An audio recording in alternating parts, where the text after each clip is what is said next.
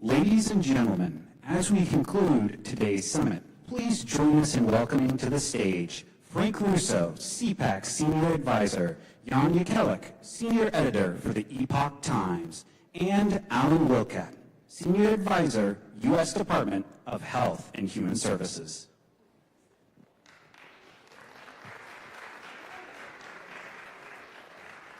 Thank you all, and especially those of you who have stuck with us throughout the day.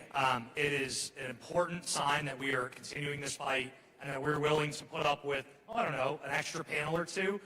It's important because we want to make sure that you're hearing from all voices within this movement and all sides of this movement. And so I could not have, Congressman Smith, I'm only joking for ethical reasons, the check is in the mail. We could not have had a better transition because, Jan, I want to talk about an issue in trafficking that is unfortunately becoming more and more prevalent and really has been prevalent for years. But until you were able to bring it to light, folks in our community and certainly folks in government were not paying close enough attention. And that's organ harvesting. Can you give us a little bit of what it really is and how we got to this moment where we're finally treating it like the serious crime that we all know it is? Absolutely. And I'll thank you to Chris, for Congressman Smith, for speaking about this at the very end. This I call it a killed-to-order forced organ harvesting industry that can only happen in one place in communist China. I'll explain how it works in a moment, but Chris Smith, Congressman Chris Smith, you know him as a hero of this unbelievably important legislation that's basically used to combat human trafficking in America. He's also the hero and way beyond any other congressional member for the longest period of time dealing with this killed-to-order forced organ harvesting industry. And I remember just a few comments, right? He first documented in 1998 people being killed for organs, but not at large scale yet. And then later in 1999, he was the first to talk about the persecution of Falun Gong practitioners, which ended up being the kind of primary pool for organs. So Chris Smith is kind of done incredible work in Congress over many areas, and I want to thank him for that. So this, I wrote a book recently called Killed to Order. Miraculously, it ended up on the New York Times bestseller list. This issue was something that I would talk to. I've been covering it for 20 years, okay? When I would talk to people about it, they would mentally leave the conversation. That happened a lot, and I'll explain why. So, in an ethical transplantation situation, the way it works is, let's say in the United States, if I need a new heart, someone has to have a catastrophic accident, usually a car accident or a motorcycle accident. And it has to be a very special kind of accident. There still has to be circulation in the body, okay, because you can't transplant organs that when there's no more circulation, they degrade. And also, because our bodies reject foreign objects, we have to match for blood and tissue, right? And then, so all of these factors have to play in. And it's very rare. So in a normal situation, suddenly you get this organ donor that appears because they had this catastrophic accident. And there's this field of people waiting to receive that organ, and there's an algorithm that's used to decide who gets it. In communist China, it's the exact reverse, okay? So, and a little bit of background, okay? In communist China, they have a history of creating class enemies. Okay, a class enemy is a group they decide they're going to struggle against.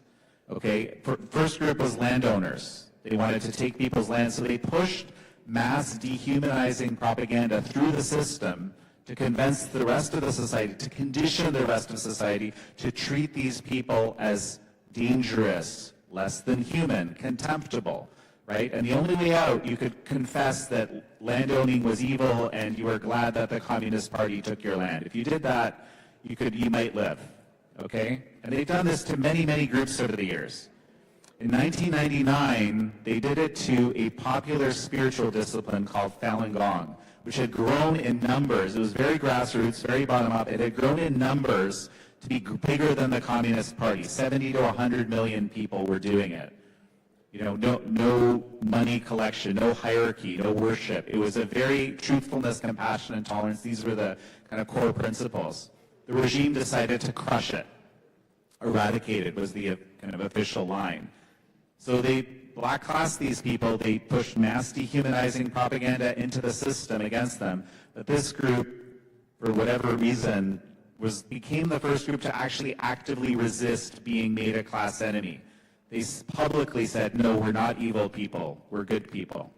Sometimes you'll see in the Capitol here, for example, people with these yellow shirts that say Falun Dafa is good or Falun Gong is good. That was the response, it's kind of the slogan. No, we're not evil, we're good. And so what they did, they incarcerated a massive group of these people. And this is what set up the situation for this kill to order enterprise, because they started blood typing, tissue typing, and organ scanning people right there in the prison system, and they created a database. And now if I, as a wealthy transplant tourist, today I can go to China and I can pay 100 or 200 grand, it varies, okay, and I can get my new heart in 2 weeks. And the reason I can get it in 2 weeks is because the moment I pay that money, that transaction is made, my so-called donor, who's actually an innocent prisoner of conscience, is already waiting in a living organ bank, ready to be killed to order so that I can live with that new heart. It's been going on like that basically for the last 25 years, to the best of our knowledge. It's only increased, and one of the biggest challenges is just having people accept that it's real in the first place. And I might add that Chris Smith authored the first congressional resolution that was passed around this issue that validated it, at least at that level. And he has the legislation he mentioned. There's another piece of legislation in the Senate, S4009, Falun Gong and Victims of Forced Organ Harvesting Protection Act. All it needs to do is get to the floor. It's actually been marked up.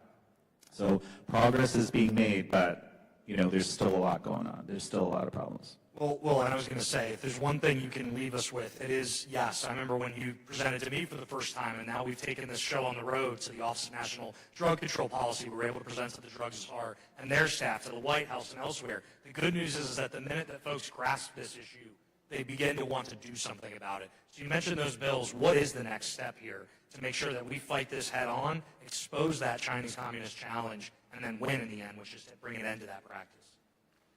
So there's a few areas where we can make progress, and one of them, even for people who, sometimes people say to me, hey, don't we have enough of our own problems here, right? And we do have a lot of problems here.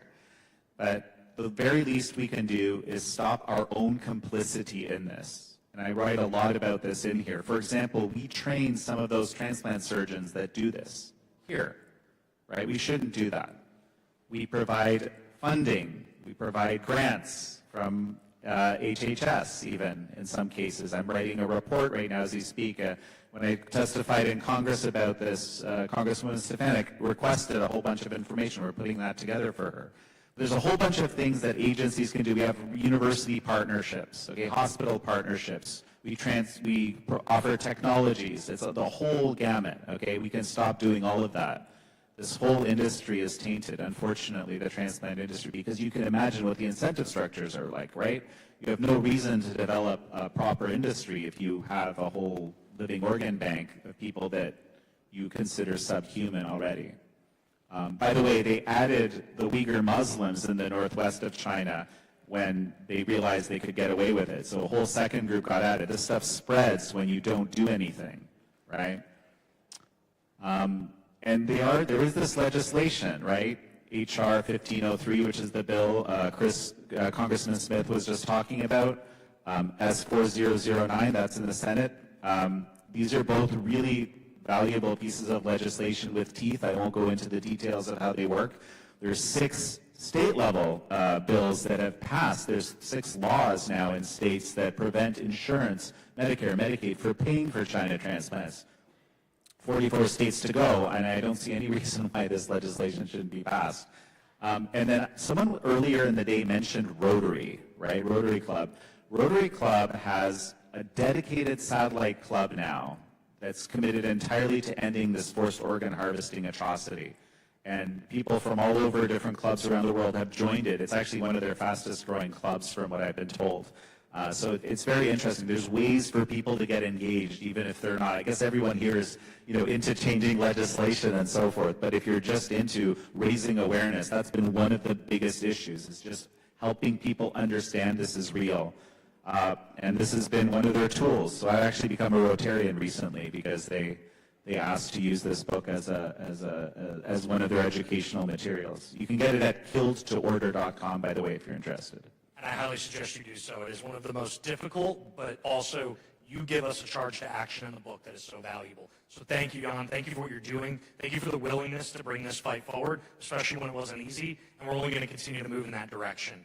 Alan, I kind of yanked you back up to the stage, and there's a reason for that. I think folks here need to hear a little bit more about what the actual experiences are on the ground. And as someone who worked at a sheriff's office for a majority of your career, you understand what we experience and see on a day-to-day basis. We've heard from survivors, we've heard from the community, we've heard from federal law enforcement, national representatives. But I want to talk a little bit about the community.